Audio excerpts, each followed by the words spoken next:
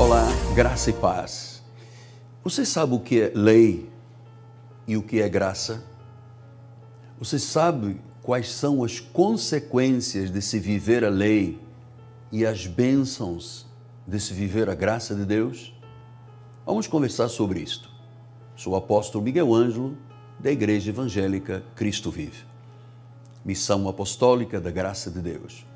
Um prazer muito grande poder estar com você sempre com muita alegria, muita disposição, muita firmeza ao longo de 44 anos de ministério.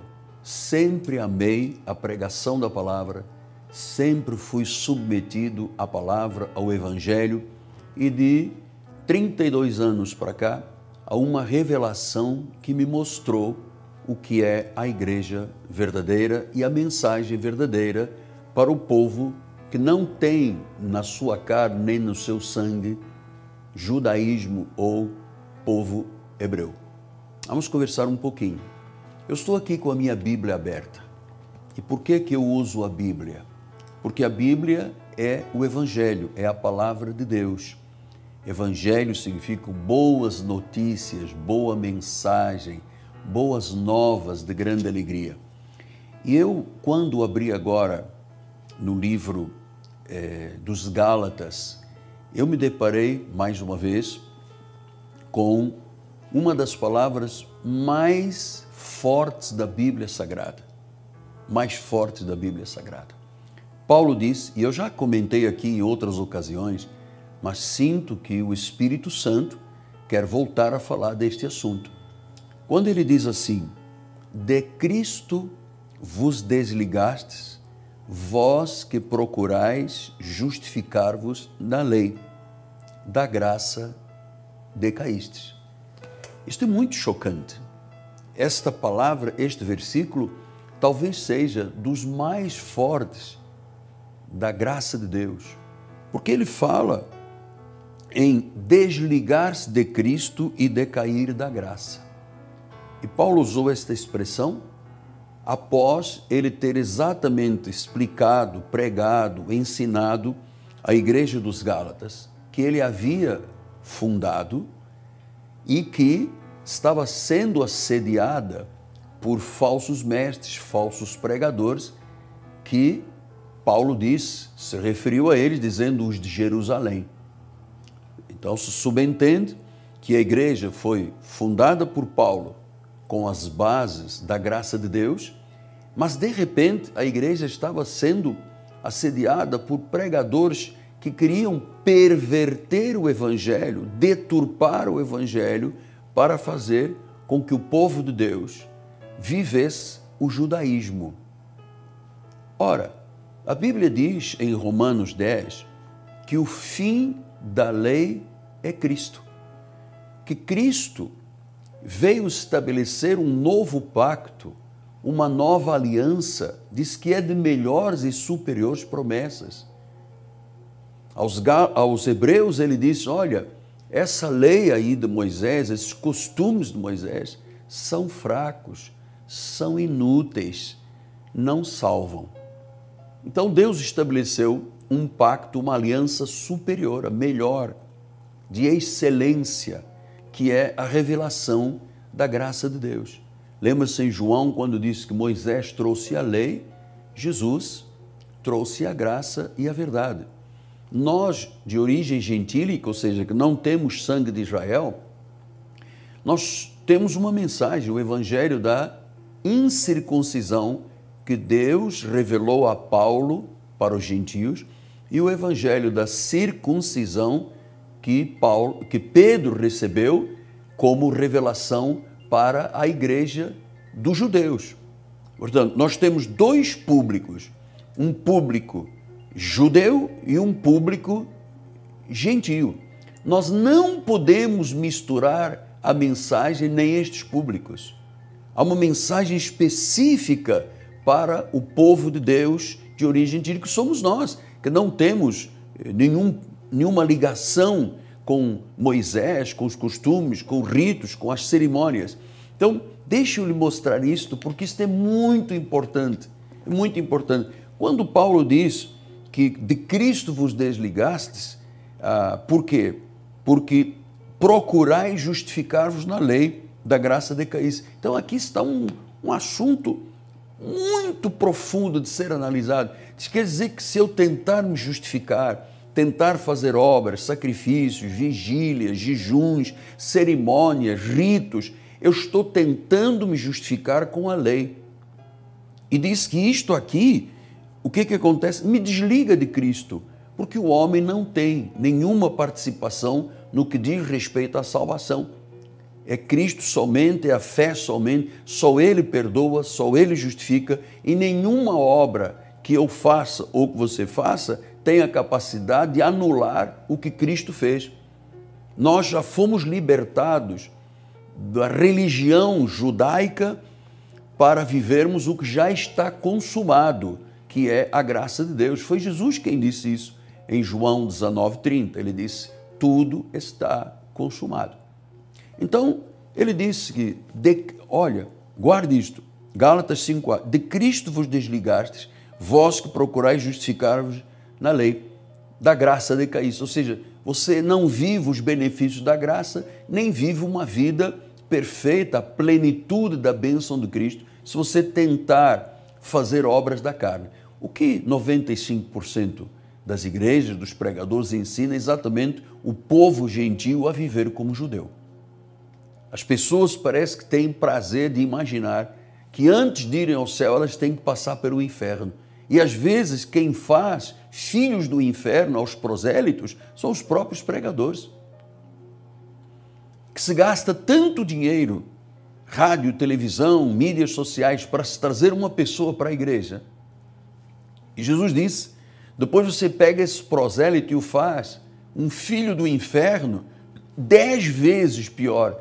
E é isso que as igrejas fazem. Por quê? As pessoas estão desligadas de Cristo, estão decaídas da graça. E ele explicou antes, ele disse assim, para a liberdade foi que Cristo vos libertou. Foi Cristo libertou. Ele não está falando em libertinagem nem em vida libertária. Nos libertou de quê? Da maldição da lei. A lei é uma maldição. A lei nunca salvou ninguém. A lei só apontava o pecador e dizia, a alma que pecar morrerá. A lei só condenava, não salvava. Foi Cristo que veio e tomou sobre si o castigo, a dor, o pecado, a ofensa, o juízo final, a morte e a condenação, a doença e a enfermidade, e encravou na cruz do Calvário para que nós, mortos aos pecados, vivamos para a justiça. Nós vivemos do que está consumado, do que já foi feito. Não vivemos do passado, vivemos da obra de Cristo. Então ele disse, foi para a liberdade que Cristo libertou, fique firme, não se submeta de novo a um jugo de escravidão. Então Paulo é um defensor feroz da graça de Deus, mostrando sempre como a lei tenta, e o diabo usa a lei de Moisés para mostrar aos crentes o caminho da condenação, o caminho da morte, o caminho de perdeu a salvação, o diabo vai te pegar. Na maioria das vezes as pessoas vivem tão infelizes dentro das igrejas, porque elas sabem que na carne não tem nenhuma capacidade de agradarem a Deus. A carne para nada aproveita. Então as igrejas põem o povo a jejuar, a vigiliar, a sacrificar, e as pessoas pensam que desta forma elas estão justificadas, quando na realidade a justificação é por fé.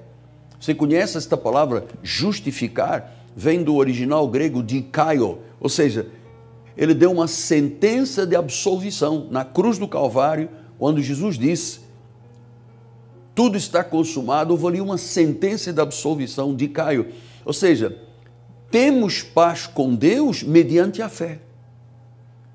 Fomos justificados, por isso nós temos paz com Deus. Que paz tem uma pessoa que vive da lei, desligada de Cristo, decaída da graça? É assim que 95% dos crentes vivem, desligados de Cristo, decaídos da graça. Aliás, tem muitas igrejas que dão muito mais importância a Satanás do que a Jesus, ao inferno do que à vida eterna.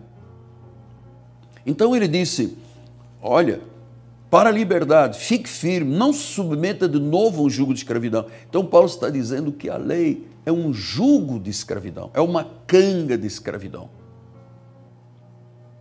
Quantos ministérios estão aí quebrados, porque a infelicidade às vezes começa no altar. Eu me recordo, entre muitos pastores que vieram ao meu gabinete pedir conselhos, orientações sobre a graça de Deus, 99% diziam: o senhor tem razão, essa é a mensagem, mas eu não posso pregar isso na minha igreja porque eu vou perder o cartão do pastor e o salário. Ou seja, o que é então a Bíblia para eles? O que é que poderá ser tão má a Bíblia para estas pessoas que perdem o emprego se disserem a verdade? É pela verdade, nada mais. Nós somos a favor da verdade, a verdade liberta, a verdade tira a condenação, a escravidão. Você sabe, lá no Brasil existem mais de 16 milhões de crentes desviados.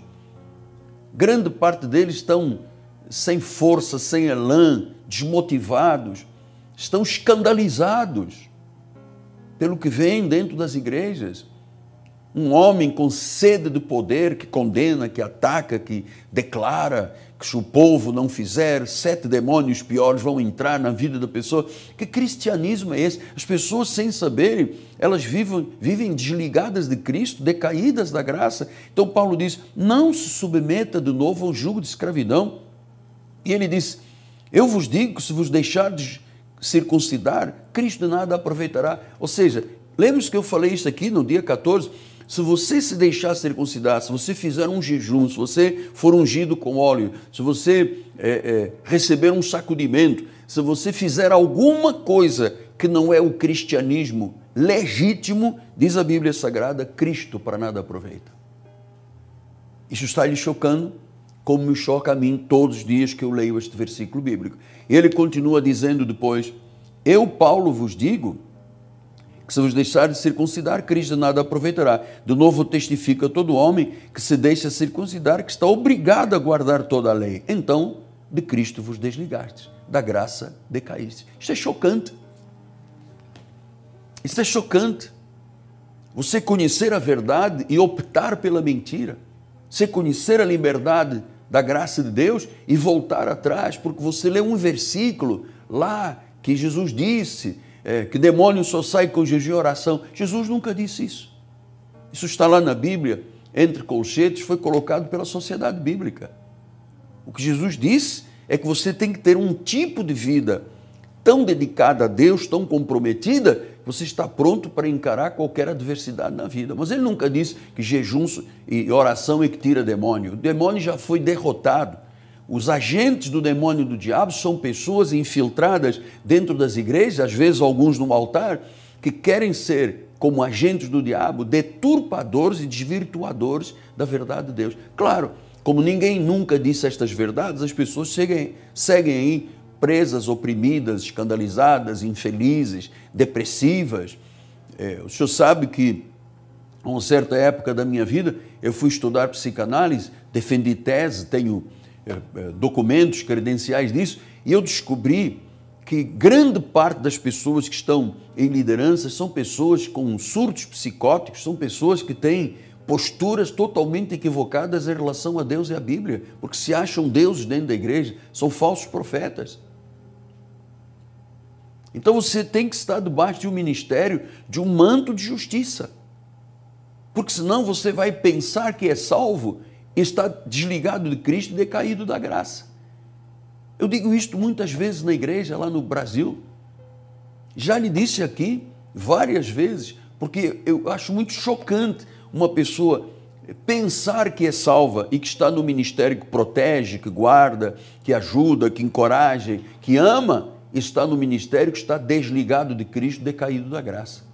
Porque voltou à prática da lei. Cristo nada aproveita dentro da igreja. Mas eu quis dizer isto uma vez mais, porque às vezes eu sei que a repetição é a mãe do ensino, e como Paulo disse aos Filipenses, é bom vos lembrar estas verdades para a vossa segurança.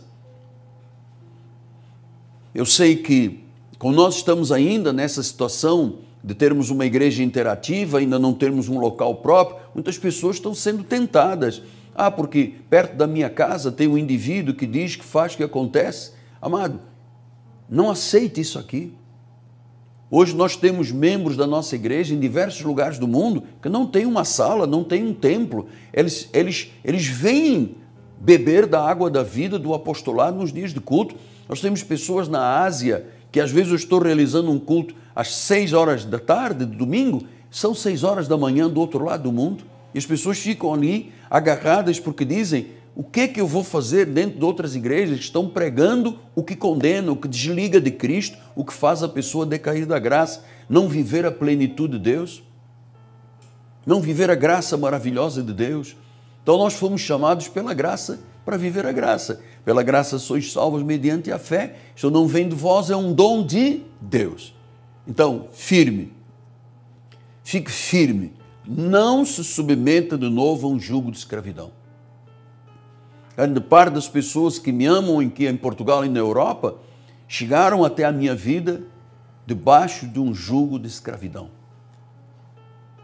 Debaixo de um jugo de escravidão. Foram libertos. Deus tirou as camas, arrancou os véus e hoje são pessoas felicíssimas. Vivem o Evangelho sem medo de nada nem de ninguém, porque sabem quem é aquele que está dentro deles, quem servem, quem adoram de verdade. Creia nisto, receba em nome de Jesus. Bom, já temos 16 minutos e meio de programa. Muito obrigado pelo seu amor, obrigado pela sua cooperação, obrigado pela sua dedicação ao Ministério da Graça, ainda de forma interativa. Graça e paz, um domingo muito feliz.